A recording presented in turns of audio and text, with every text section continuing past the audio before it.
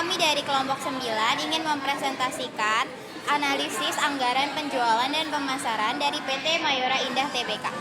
Simak video dari kami ya. Halo semuanya, pernah nggak sih kalian bertanya gimana sebuah perusahaan bisa jalan teratur, tahu apa yang harus dilakukan, dan tetap untung? Jawabannya ada pada dua hal penting, yaitu penganggaran dan anggaran penjualan. Di video ini, aku akan jelaskan keduanya dengan cara yang simpel dan mudah dipahami. Yuk, kita mulai! Penganggaran adalah proses menyusun rencana keuangan perusahaan dalam bentuk angka atau satuan uang yang mencakup semua kegiatan selama periode tertentu, biasanya 1 tahun. Penganggaran tidak hanya sebagai catatan, tetapi juga menjadi alat untuk mengatur, mengarahkan, dan mengendalikan setiap aktivitas perusahaan agar tetap sesuai dengan tujuan yang telah ditetapkan. Dalam prosesnya, penganggaran membantu perusahaan merancang kebijakan, menetapkan prioritas, dan memastikan penggunaan sumber daya dilakukan secara efisien. Manfaat dari penganggaran sangat banyak, antara lain sebagai alat perencanaan, koordinasi antar bagian, pengawasan terhadap pengeluaran dan pendapatan, serta sebagai dasar evaluasi kinerja. Fungsi utamanya adalah memastikan setiap bagian perusahaan bekerja menuju tujuan yang sama, menghindari pemborosan, dan memberikan data yang dapat digunakan untuk mengambil keputusan secara rasional dan terukur. Salah satu jenis penganggaran yang sangat penting adalah anggaran penjualan. Ini adalah rencana yang memuat proyeksi jumlah produk yang akan dijual, harga jual yang ditetapkan, serta pendapatan yang diharapkan perusahaan dalam satu periode tertentu. Anggaran penjualan disusun berdasarkan analisis pasar, data historis, dan strategi perusahaan. Dengan adanya anggaran ini, perusahaan bisa menetapkan target penjualan yang realistis dan menyusun kebijakan yang tepat dalam mencapai target tersebut. Anggaran penjualan berfungsi sebagai dasar bagi pengambilan keputusan di bidang pemasaran, produksi, dan distribusi. Anggaran penjualan yang akurat dapat membantu perusahaan mengurangi risiko, meningkatkan efisiensi kerja, dan memaksimalkan potensi pendapatan. Jadi, penganggaran dan anggaran penjualan merupakan dua hal penting dalam sistem perencanaan perusahaan. Keduanya membantu perusahaan untuk menyusun strategi, mengelola sumber daya, dan mencapai tujuan bisnis secara efektif.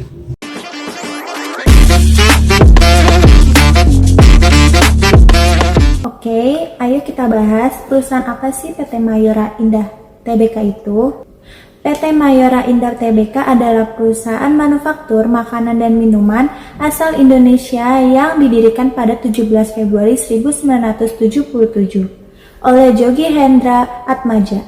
Perusahaan ini termasuk dalam sektor fast moving consumer goods atau yang disingkat FMCG, yang telah terdaftar di Bursa Efek Indonesia pada tahun 1990.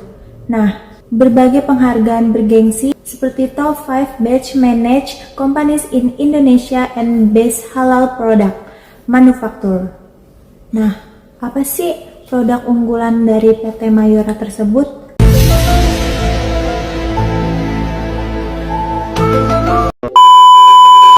Ada dong, beberapa kategorinya antara lain permen dan kopi instan yang mereknya tuh namanya sering kita dengar kayak Kopiko, Torabika, biskuit dan wafer seperti Roma, Better, Astor, Slay Olay, dan lain sebagainya. Banyak produk dia yang menghasilkan penjualan pada produk makanan dan minuman. Nah, selanjutnya saya akan menjelaskan dan menampilkan anggaran penjualan data PT Mayora Indah Tbk dari tahun 2019 sampai 2023 menunjukkan pertumbuhan yang cukup positif meskipun sempat mengalami fluktuasi. Yang pertama ada data pada tahun 2019, anggaran penjualan ada di sini. Nah, penjualan bersih pada tahun 2019 ini tercatat sebesar 25,3 triliun dengan kontribusi terbesar berasal dari penjualan lokal dan ekspor. Lalu setelah dikurang dengan retur penjualan sebesar 10,24 triliun. Selanjutnya ada data anggaran penjualan pada tahun 2020. Meskipun terjadi tekanan akibat pandemi, perusahaan ini masih mampu mencatat penjualan bersih sebesar 24,48 triliun. hanya turun tipis dari tahun sebelumnya. Lalu di tahun selanjutnya, data anggaran penjualan pada tahun 2021 menjadi titik baik dengan lonjakan signifikan di mana penjualan bersih meningkat sebanyak 27,90 triliun. Angka ini terus meningkat di tahun selanjutnya yaitu tahun 2022 menjadi 30,66 triliun dan kembali naik di tahun 2023 menjadi 31,49 triliun. Nah, data ini mencerminkan pertumbuhan yang stabil dari sisi permintaan pasar. Kinerja positif ini didorong oleh kuatnya jaringan distribusi, daya saing produk di pasar domestik dan internasional. Wow. Serta inovasi yang telah dilakukan oleh perusahaan untuk memenuhi kebutuhan konsumen. Meskipun menghadapi tantangan eksternal, PT Mayora ini mampu menjaga tren penjualannya yang solid dalam 5 tahun terakhir. Nah, itulah data-data anggaran penjualan PT Mayora Indah Tbk pada tahun 2019 sampai 2023. Ini saya akan menjelaskan bagaimana cara perhitungan anggaran penjualan pada PT Mayora Indah Tbk dengan metode least square, yaitu metode garis lurus. Metode least square atau metode garis lurus merupakan salah satu metode berupa data deret berkala atau time series yang mana dibutuhkan data-data penjualan di masa lampau untuk melakukan peramalan penjualan di masa mendatang, sehingga dapat ditentukan hasilnya. Metode least square merupakan metode yang sering digunakan untuk menentukan peramalan karena hasil peramalannya dinilai detail dan teliti. Proses peramalan dengan metode least square dapat dijelaskan sebagai berikut. Berdasarkan data yang telah kami miliki dari analisis penjualan yang sudah dijelaskan oleh teman saya, berikut ini merupakan perhitungan anggaran penjualan dengan metode least square atau garis lurus. Dapatkan fungsi persamaan peramalan anggaran penjualan antara nilai A dan B adalah sebagai berikut. Dengan rumus perhitungan, kita terlebih dahulu menghitung untuk nilai A, yaitu dengan rumus perhitungan Y dibagi dengan N, maka 139 triliun dibagi dengan 5, hasilnya adalah 27 triliun sekian, akan saya lampirkan. Lalu yang kedua, kita akan menghitung nilai B dengan rumus perhitungan XY dibagi X kuadrat, maka 19 triliun sekian akan saya lampirkan dibagi dengan 10, maka hasilnya adalah sebagai berikut, yaitu 1 triliun 910 miliar 898 juta 965.071 rupiah. Lalu setelah itu maka dapat diketahui persamaan peramalan anggaran penjualan antara nilai A dan B adalah Y sama dengan 27 triliun ditambah dengan 1 triliun X. Setelah mengetahui persamaan tren antara A dan B, maka dapat ditentukan ramalan penjualan tahun 2024 yang memiliki angka tahun X sama dengan 7.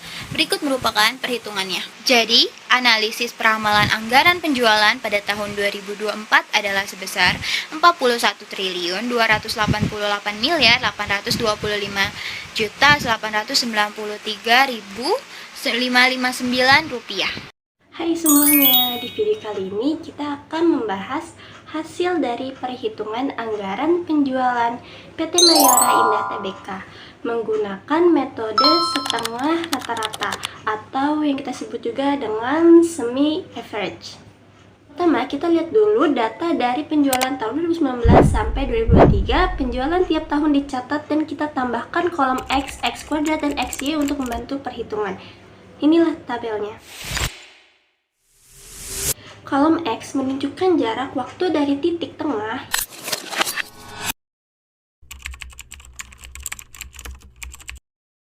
sebagai titik 0. Kemudian kita hitung X kuadrat dan XY untuk persiapan analisis tren.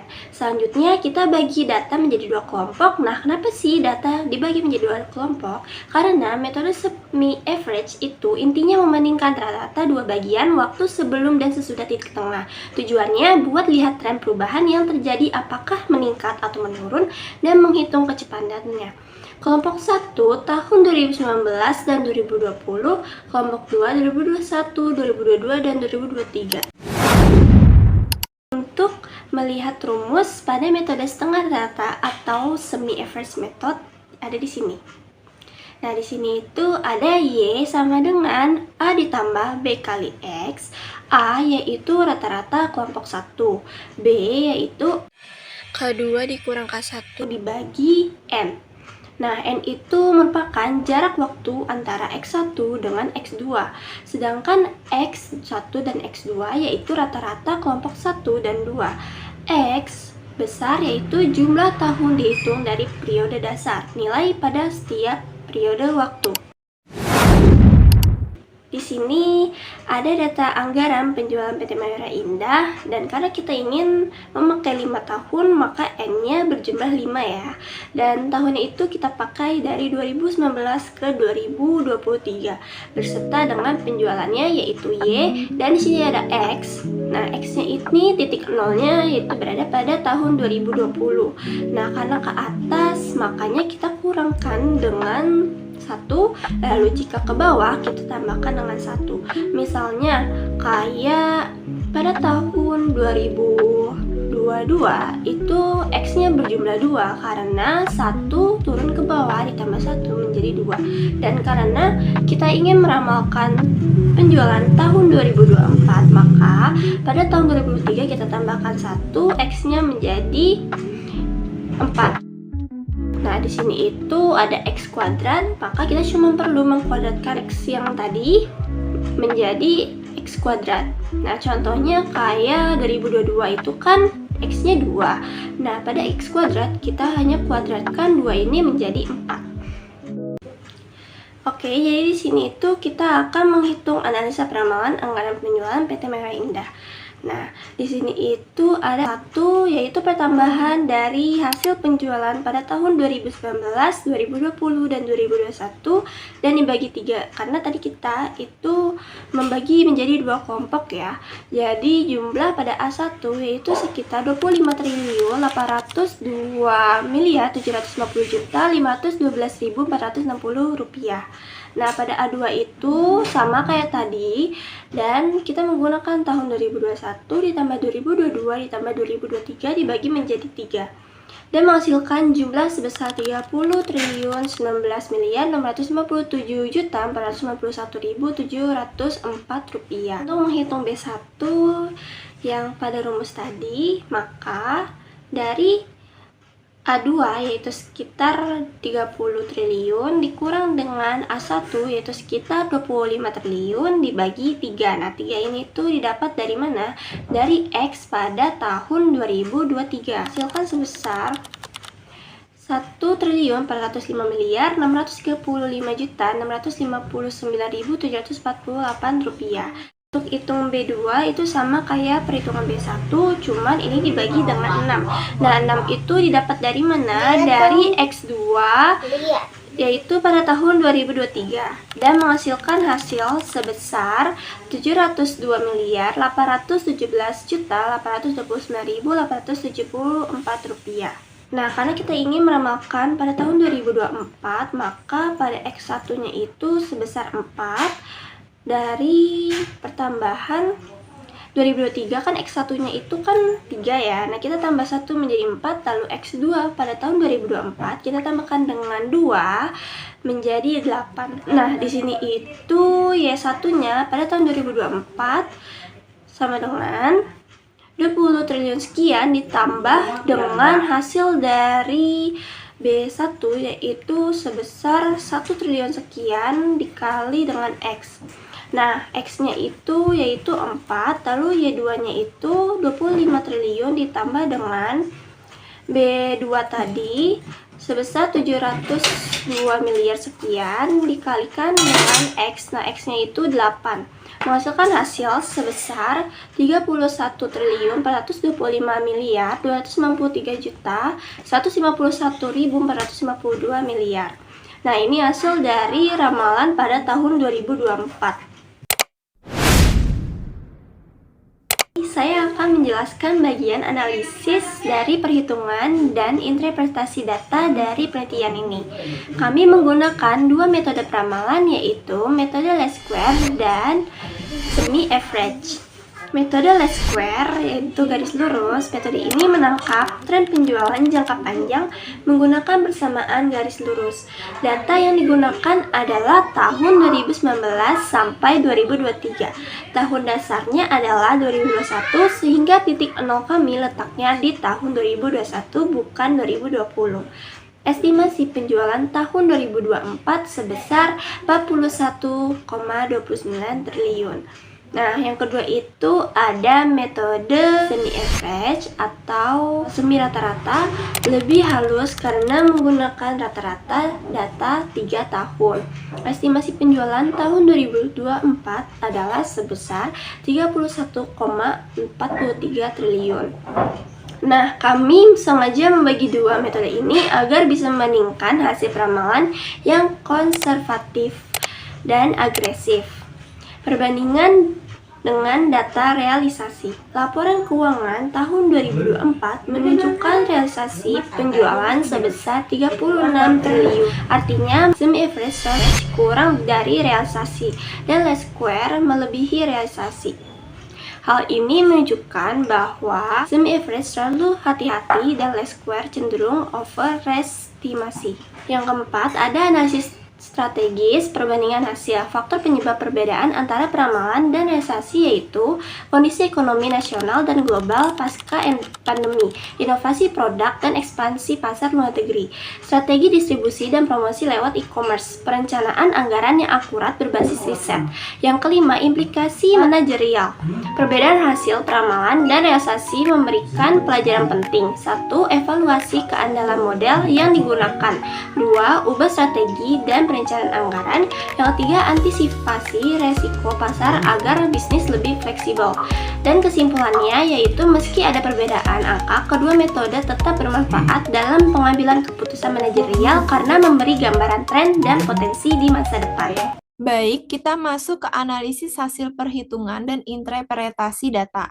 Dua metode peramalan akuntansi manajemen yang kami gunakan untuk memproyeksikan dan menganalisis potensi penjualan dari PT Mayora Indah Tbk adalah metode least square atau garis lurus dan metode moving average atau rata-rata bergerak.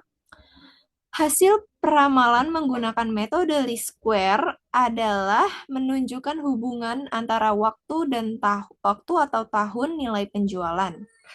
Sebuah persamaan ditemukan berdasarkan data penjualan dari tahun 2019 sampai 2023. 27 triliun 912 miliar 533 juta 138.062 rupiah ditambah 1 miliar 910 juta 898.965 rupiah sama dengan Y. Dengan memasukkan nilai X adalah 7 di mana X sama dengan 0 pada tahun 2021 sebagai tahun dasar. Estimasi penjualan untuk tahun 2024 diperoleh sebesar 41 triliun 288 miliar 825 juta 893.817 rupiah.